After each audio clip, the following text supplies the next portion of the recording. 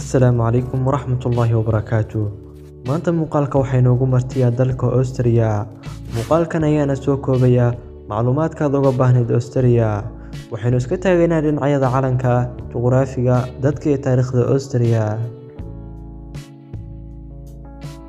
Da kommen zu diesem Video über Österreich.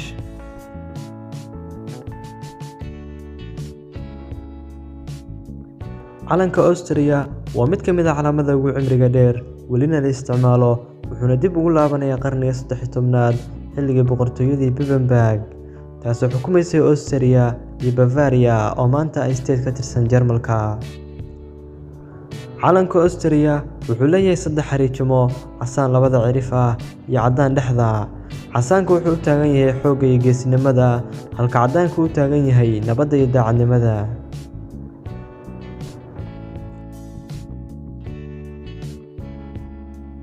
Austria waa waddan buuraley ah oo xiran oo ku yaalla koonfurta dhexe ee Yurub, waxaana si rasmi ah loogu yeeraa Jamhuuriyadda Austria.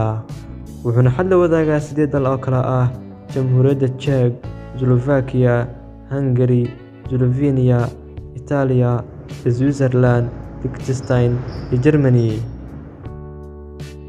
Austria waxay ku fadhidaa bad ka badan 83,000, waxayna isku badhow yihiin dalkii kan ka horeeyay inuu ka hadalnay Azerbaijan. buuraha Alps waxay daboolaan galbeedka iyo bartamaha Austria, wuxuuna dalka kooban yahay 9 gobol. caasimadda iyo magaalada ugu weyn waa Vienna oo ku taalla dhinaca bari ee dalka. webiga ugu weyn dalka waa Danube, kaasoo ah webiga ugu weyn Yurub marka laga yimaado Volga, wuxuuna maraa dalalka dhaca bariga, bartamaha iyo galbeedka Yurub.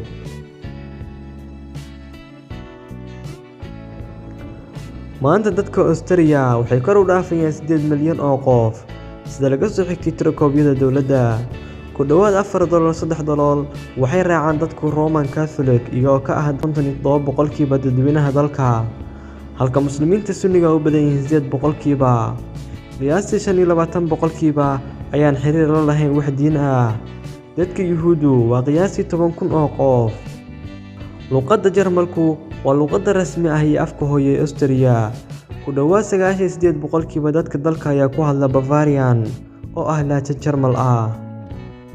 Serbian-ku waa luqadda labaad ay ku hadlaan dadka laga tirada badan yahay Austria, waxaana ku hadla dad gaaraya 2.4%, waxaana ku xiga afka Turkida, waxaana ku hadla dad gaaraya 2.3%.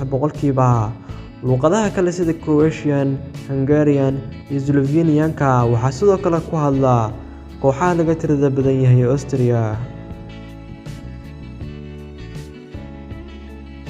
qiyaastii 400 sano dhalashada Nabi Ciise ka hor, dadka Celtic ee ka yimid galbeedka Yurub waxay degaan bariga buuraleyda Alps, gaar ahaan aagga Austria, waxayna ka dhiseen boqortooyadii Noricum oo ka jirtay muddo dheer Austria.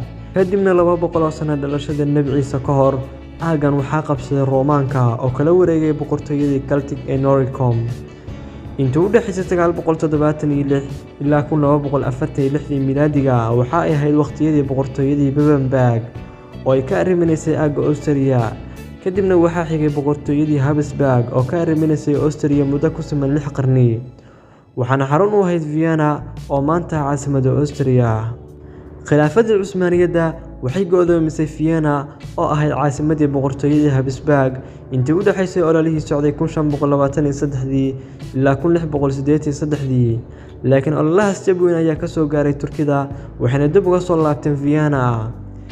bishii Juun 1914 waxaa caasimadda Bosnia Sarajevo lagu dilay Archduke oo ka socday Austria.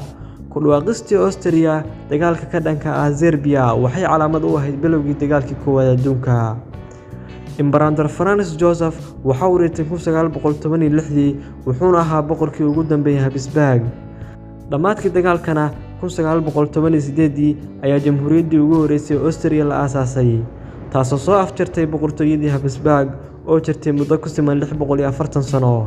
12 Maarso 1938 ciidamadii Jarmalku waxay u soo dhaqaaqeen Austria. waddankana waxaa lagu daray Naasiga Germany oo uu horkacayay Adolf Hitler. kadibna dhammaadkii dagaalkii labaad adduunka 1945 Austria waxaa lagu soo celiyay xuduudaheedii. 1937 waxaa qabsaday xulafadii guuleystay ee ay horkacayeen Mareykanka, Sofiyeetka, Ingiriiska iyo Faransiiska. heshiiskii 15 Maaj ee 1955 ayaa lagu ansixiyay dhexdhexaadnimada Austria ee ka dhanka ah hardankii dagaalkii qaboobaa ee Sofiyeetka iyo xulafadii Mareykanka. 1995 waxay Austria xubin ka noqotay Midowga Yurub. ugu dambeyntiina Austria waa waddan martigeliyay ururo caalami ah sida UNO, OPEC iyo sidoo kale martigelinta shirar caalami ah. waad ku mahadsantahay daawashada muuqaalkan. waa inoo muuqaalka xiga iyo Australia.